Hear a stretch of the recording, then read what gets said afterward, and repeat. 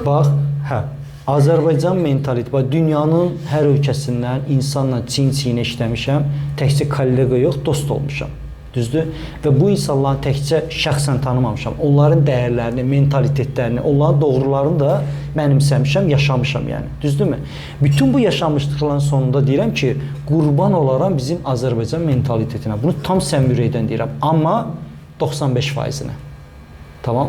Bizim mentalitetin 95% doğrudan da ailə dəyərləri, dost dəyəri, insanlıq dəyəri, valideynin övlad münasibəti, həyat yoldaşları arasında münasibətlər, bütün bu mentalitet dəyərlərini sən başqa mentalitetdə tapa bilmərsən, mümkün deyil.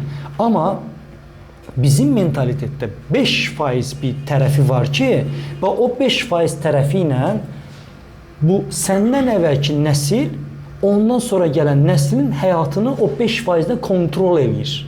Kontrol etməyə çalışır yəni. Tamam mı? Bax onu deyirəm ki, sən onu qəbul eləməməlisən. Yəni ortada bir qanun varsa, o qanun sənin rifahına, sənin daha yaxşı olmağına xidmət eləməlidir. Əgər o bir qanun sənin həyatını limitləyirsə, sən o qanunu riayət eləmək məcburiyyətində deyilsən.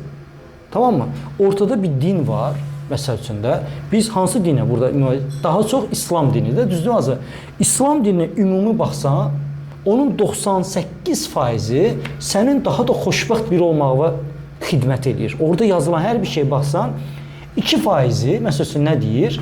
İnsanı filan şeydə cəzalandır. Hansı? Filan şərtlər var. Neçə dənə klik olmalıdır ki, bu şərtlər qarşılanarsa, o insanı sən cəzalandırmalısan. Amma bu kütləni, tutaq ki, məni idarə edən o başdakılar nə deyirlər? Həmin dəqiqə cəzalandırmalısan. Tamam mı? Yəni bu olmaz. Olsa haram. Eləsən cəza. Filan şey eləsən cəza. Halbuki sən özün agah olsan, oxusan, görərsən ki, elə deyil. Oxumursan, ona görə onlar sənin yerivə deyirlər yəni. Sən də bu mentaliteti araşdırsan ki, bax, deyirlər ki, filan şey filan olmalıdır. Bunun kökü hansı şərtlərdə gəlib görsən ki, bunun sənin situasiyaya əlaqəsi dəxli yoxdur yəni, düzdürmü? Amma onlar gətirib o şeyi sənə yeridirlər. Tamam mı? Çox primitiv bir sual deyim də, yəni mən Qarabağ zonasında böyümüşəm. Uşaqlıqdan Qarabağlılarla böyümüşəm. Bizdə bir şey var. Kişi xaylağı böyüyün yanında övladını əzizləməz. Misal göstərirəm. Nədir bu? Tamam mı? Bizdə amanın günüdür. Baba, atasan, uşağın 2-3 yaşı var. Evdə nənə, baba, ağsaqqallar oturur ya, sən uşağı qucağa, bucu eləsən, çox pis baxarlar bizdə yəni. Çox da, yəni ciddən göz ağardarlar ki, özünü yığışdır yəni. Amma bu nədir? Bu nədir? Bunun adı nədir? Mentalitet. Gərəkli bir şeydir. Ona görə bizim atalarımız bizə cəmaat içində sevgi göstərməyiblər. Yəni yaxına bura, sərhəd bura qoyublar aramızda. Çünki çəkiniblər böyüyün yanındakı durub elə uşaqlıq eləməyə. Tamam mı?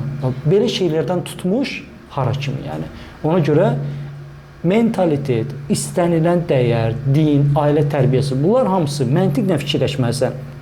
Mənim rifahıma, xəyalımdakı gələcəyi qurmağa xidmət eləyirsə, qurban olaram o qanuna, dəyərə, xidmətə. Yox, mənə qarşıdırsa, bu bizi, yəni insanlıq ömür boyu törələrin əziyyətini çəkib də, düzdürmü?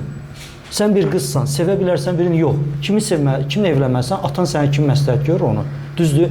Buna görə nə dastanlar yazılıb, nə bilim, yanıq kərəmlər çıxıb, kimlər çıxıb, nə bilim, məcnunlar olub. Hamısı nəyin üzündən? Yəni, mentalitet üzündən, düzdür? O yoxların üzündən. Razıyıq mı yəni? Amma olsaydı nə yaxşı, o yaxşı olmazdı. Əlbəttə olardı. Bütün bu şeylər də nədir? Səni qorumaq üçün. Niyə?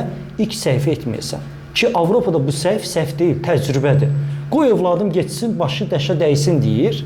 Amma bizdə deyirlər, yox, başı daşa dəyməsin deyirlər. Onun edəcəyi səhvi qoy mən qərar verim yəni, tamam. Amma nə qədər mükəmməldir valideyn. Sən birini seçə bilmərsən ailəti. Niyə? Səhv seçəcəksən, qoy mən seçim. Sən nə qədər ideal olursan seçməkdə? Yox, olmurlar. Onlar da fail olurlar. Valideyn seçəndə də fail olurlar yəni. Statistikaya baxa bilərsiniz yəni, zaten. Tamam mı? Belə. Yəni o cəhətdən mentalitetin 95%-nə quzu kəsərəm, 5% isə mənim yolumu kəsə bilməz. Məsələn, mən mentaliteti belə yanaşıram yəni. Tamam, belə.